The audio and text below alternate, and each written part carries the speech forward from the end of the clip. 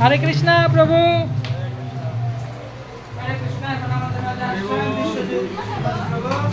তিনি হচ্ছেন আমাদের খুব ভালো ভক্ত এবং গিরিরাজের সেবক।